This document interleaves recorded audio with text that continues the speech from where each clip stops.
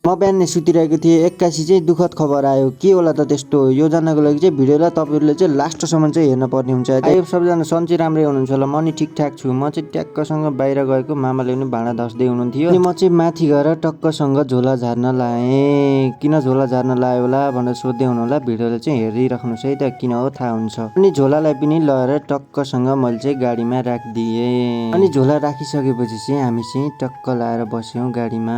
कहाँ जान लागेको होला भनेर चाहिँ हजुरले सोध्दै हुनु होला। सुरुमा भनेको थिएँ नि हजुरलाई दुःखद खबर के होला भनेर चाहिँ सोध्दै हुनु होला। आज चाहिँ हाम्रो पौरास बुवा चाहिँ वृद्धाश्रम चाहिँ जाँदै हुनुहुन्छ। हामीलाई चाहिँ कस्तो नरमाइलो लागेको थियो कि यत्रो महिनासँगै बस्नुभएको थियो बुवा चाहिँ, आज चाहिँ जाँदै गर्दा चाहिँ एकदम मन चाहिँ कस्तो भएको थियो कि। अनि केही बेरपछि चाहिँ हामी लेङ्गाली होटलमा पुग्छौँ। यहाँ चाहिँ बुवालाई लाने सरहरू पनि हुनुहुन्थ्यो। अनि मैले चाहिँ सिधा गएर चाहिँ मुख धुन्छु उठ्न साथै चाहिँ हिँडेका थियौँ। अनि मुख धोएर सकेपछि चाहिँ सबैले चाहिँ चिया खाइयो। अनि चिया खाएको केही बेरपछि चाहिँ बुवा पनि जानुभयो। बुवा चाहिँ रुनु भएको थियो। बुवालाई हामीले आएको बेला चाहिँ भेट्न चाहिँ पक्का आउँछौँ भनेर चाहिँ भनेका थियौँ। बुवा पनि हामीसँगै बस्नुहुन्थ्यो होला। हामी चाहिँ अब कहिले कहाँ हुन्छौँ, कहिले कहाँ हुन्छौँ, कहिले काहीँ त हामी कति दिन त रुममै आउँदैनौँ। बुवा पनि लास्ट नै बिरामी भइराख्नुहुन्थ्यो। अब हामी भएको बेला त हेर्थ्यौँ, हामी नभएको बेला कसले हेर्ने। अनि हामी चाहिँ भक्ति टोलाबाट चाहिँ हिँड्दै हिँड्दै आएर चाहिँ सिधा आयौँ रुममा।